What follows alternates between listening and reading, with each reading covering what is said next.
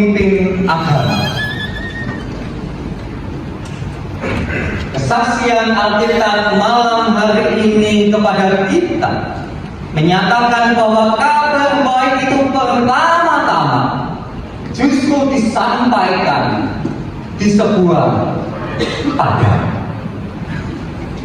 sebuah tempat yang letaknya ada di pinggiran, sebuah tempat yang bukan di pusat kekuasaan, tempat yang bukan pusat keagamaan, sebuah tempat yang ada di pinggiran.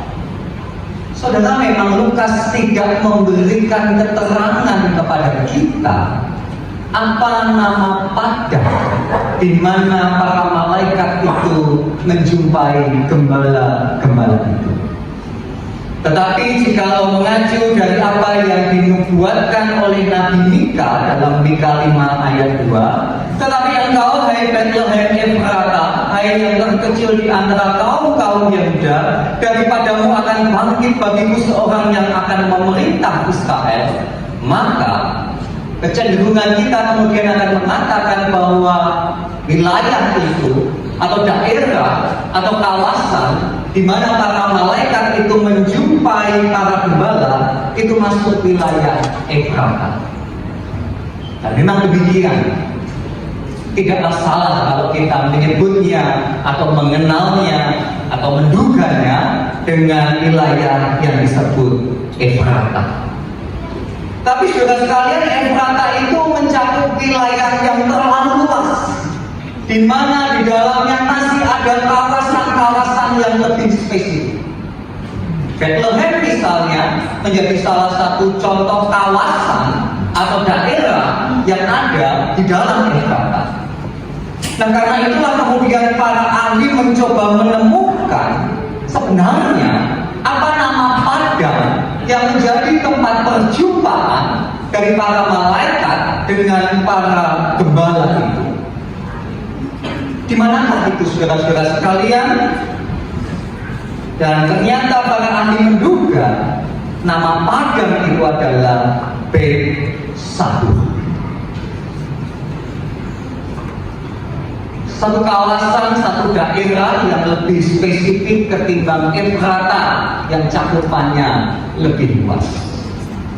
Dan seperti apakah padang Bet-Sadur itu, saudara-saudara sekalian? Untuk menjawabnya, kita perlu memperhatikan arti nama Bet-Sadur. Arti Bet-Sadur, saudara sekalian, sebenarnya tidaklah terlalu asing untuk telinga kita. Kata Bet atau Bet dalam bahasa Ibrani, sebagaimana misalnya Bethlehem, Bet itu artinya rumah. Jadi kalau Bethlehem, Bet rumah, lehem itu adalah roti, maka Bethlehem itu rumah roti. Biasanya nama-nama itu identik dengan apa yang menjadi aktivitas masyarakatnya yang terkenal di daerah itu. Nah, bagaimana dengan Bet-Sadur, saudara-saudara sekalian? Kata Bet sama sebagaimana Bethlehem, artinya juga adalah rumah. Kata Sahur sebenarnya ini juga kata yang tidak asing buat kita. Ketika saudara-saudara kita puasa, maka pagi-pagi benar, begitu ya, kita sudah mendengarkan suara itu, sahur, sahur. Ya mungkin R-nya tak lain ya, saudara-saudara, kan R-nya R saya yang kayak gini gitu ya, yang kayak jelas gitu ya. Saudara tahu apa arti kata sahur?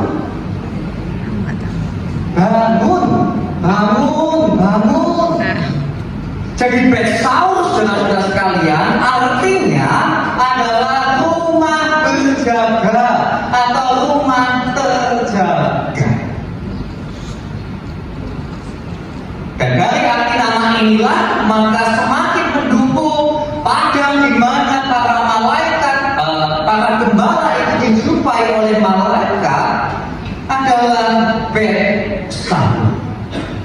Tempat di mana pertama-tama berita kelahiran Sang Juru Selamat itu justru diberitakan.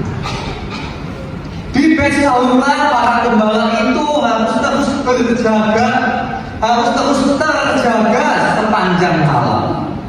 Para gembala itu harus memastikan bahwa domba-domba yang mereka jaga selalu dalam kondisi yang aman, kondisi yang tanpa cacat, tanpa cedera, tanpa luka, karena domba-domba yang mereka jaga adalah domba-domba yang istimewa yang dipersiapkan secara khusus untuk korban dibakar. Jadi sedemikian rupa mereka harus tetap membuka mata. Para gembala itu tidak boleh lengah. Domba-domba itu harus selalu dalam jangkauan penglihatan mereka. Sepanjang malam para gembala itu harus tetap dan terus bekerja di tengah dinginnya dan gelapnya Betsahur. Apalagi saudara sekalian, Betsahur itu adalah ladang yang terbuka. Itu artinya tidak ada tembok, tidak ada pagar yang mengelilinginya. Betsahur itu adalah sebuah kawasan yang ramah, yang dikelilingi oleh banyak bahaya, tetapi juga sekaligus ancaman. Bukan hanya binatang-binatang buas, tetapi juga para pencuri yang selalu datang.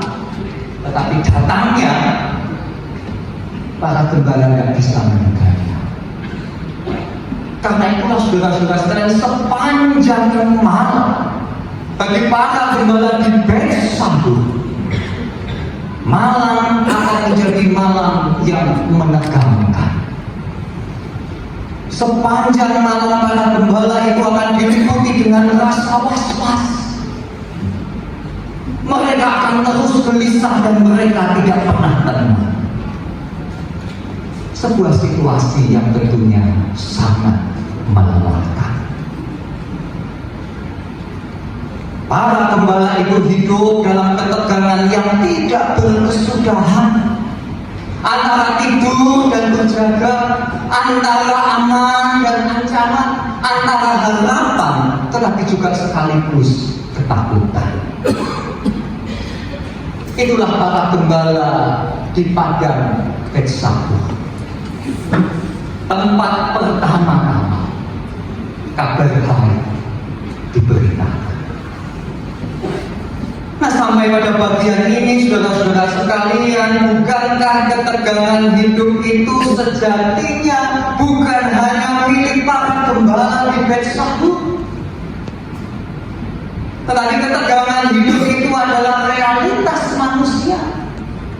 Itu adalah realitas kita, saudara dan saya, yang kenyataannya memang hidup ini jarang